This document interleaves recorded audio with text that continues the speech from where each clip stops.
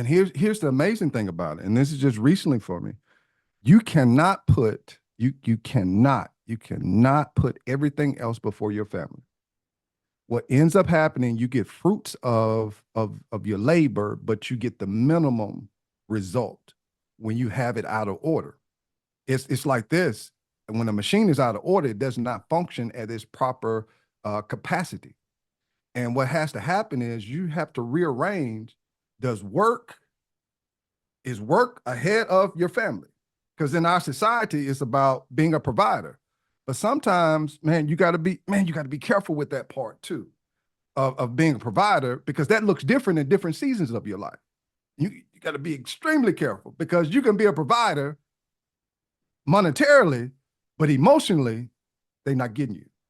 Brief interruption real quick. If you listen to this and you like what you're hearing, don't forget to hit the like and subscribe button below. Therefore, you're notified whenever we have another Men of Valor, Husbands of Purpose podcast. Also, you can share it out if you find this episode valuable. And fellas, if you're looking to have a deeper relationship with your wife, cultivate more conversations, more intimacy, download our free video guide. It's in the descriptions below, or you can just go to connectionconversations.com, download our free video guide, and start getting more intimate with your wife and just really build that bond, build that friendship, build that love. Go to connectionconversations.com, or you can just click the link in the description. Peace and blessings. Back to the episode. That is good right there. Provider monetarily, but emotionally, they're not getting you. And it seems like, you know, our culture, or I don't even want to say our culture, husbands in general, you know, thinking about back then is like, you have to supply, you have to supply, you have to supply monetarily. And I remember, certain fathers, like my dad, one, he wasn't really emotional. Right. Really, Right. might have Right. showed his emotions when he got upset or something like that. Right. And, Right. showed his emotions. He showed love, but like just being be able to connect with your family emotional is such a big thing. And society has made it a way like, okay, if a man is not providing, financially, he's no good. Right. Yeah. Yeah. Absolutely. Versus a man that may be providing emotionally for his family, but struggling financially, he's no good. So we have to have this balance, being able to do it all, like being able to balance, being a provider emotionally, being a provider monetarily, and being able to take care of your family as well as business. And you touched on this. So let me ask you, what advice would you give husbands and fathers who are trying to juggle it all, like trying to be present in their families while achieving their goals, while achieving their God-given purpose in life?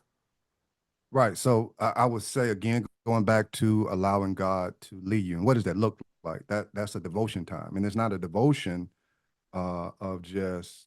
It's simply asking God. God, I don't know how to do this. I really don't know how. Can you lead me, and allowing the Holy Spirit to lead you?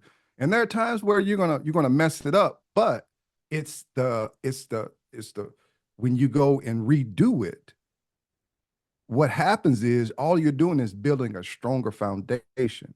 So what that means is that setting aside time that you're going to spend with your wife, right? Finding out what she wants, right? Finding out what your kids need, and setting aside being very intentional about that, and not allowing society to direct what your family looks like, right? So, as the man, and I'm not saying the men should just step aside. I'm not saying that. I'm saying, just like you were just talking about, with the fathers, like what my father did, I love him to death. He was there. He laid down a foundation for me. Now, what I have to do is I have to take it, because the path that I'm taking is not the same path that he took. So I got to be able to adjust it, to say, you know what? When I take them to the school in the morning, I got to have a conversation with them. When they're coming back, I got to ask them how their day was. Little things like that have a major impact on them in those years, moving up into being a teenager and then moving into an adult.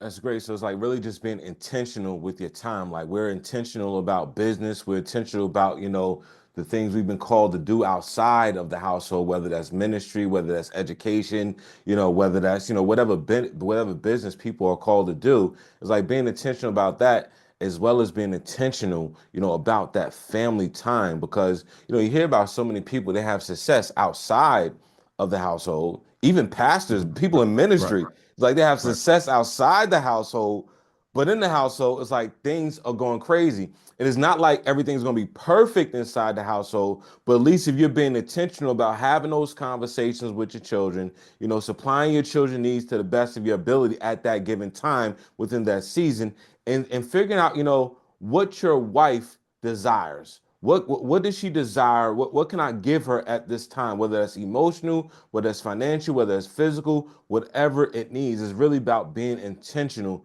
with your time. Now, one thing I had got, moving around with business, work, just a lot of things. And I had to look at my schedule like, I'm spending time with my family, but it was no dedicated time. When I say dedicated time, like, let me plug this hour in while I'm just sitting with my youngest son.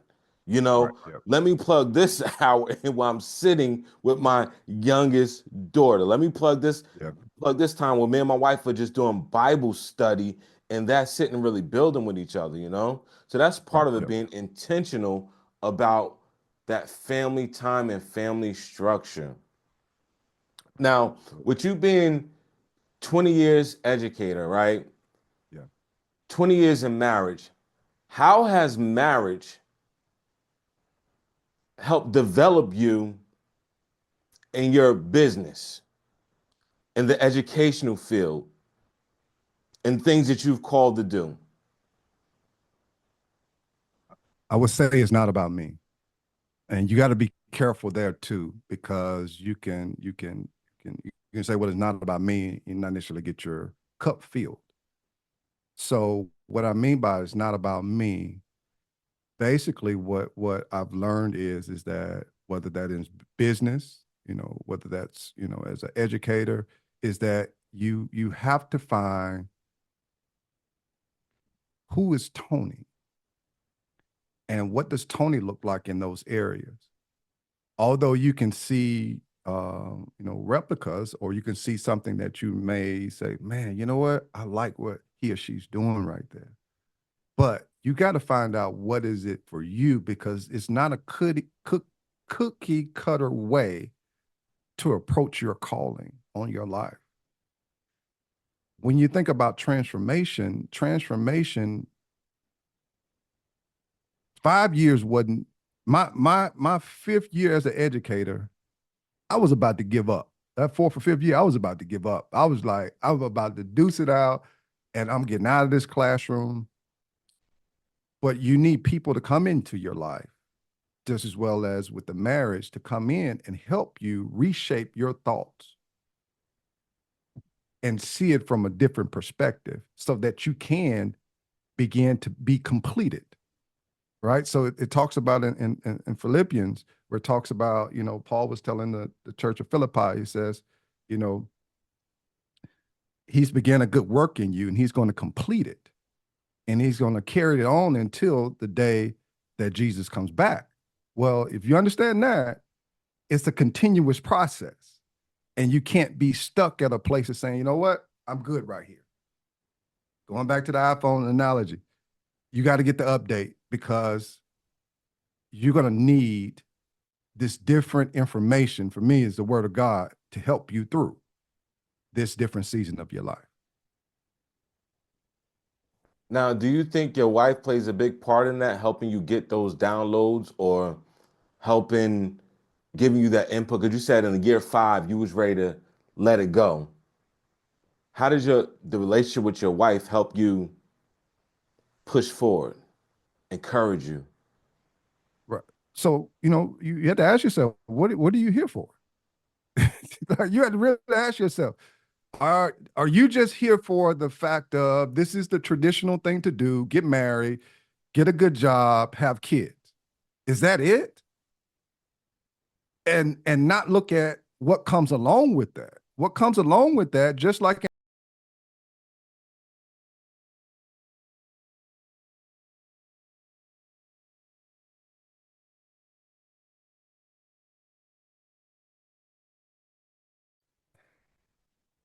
me back up.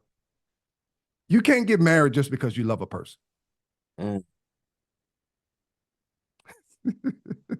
Speak on it. Speak on that. That's part of the relationship that you had. You're telling a person that's completely, you may have these unique qualities about yourself that you like, that you love about a person, but you're around this person a lot. And you got to be able to, and I remember having a premarital counseling session, and they said this, and it didn't click for me because for us, we didn't necessarily, we were in two different states at the time with our relationship. They told us, they said, hey, you're going to end up, simple stuff will cause agitation to you. And the person used was, he says, it's the way that, she may use her toothpaste. That may agitate you, where she may not, she may roll the toothpaste up and you may just like it flat. You have to now, and that goes back to you separating yourself to say, man, is this really worth it for me to get upset about? Is this really going to help us? Do I really want to hold on to? Man, this is the way I turn. No, this is the way I turn the clothes basket.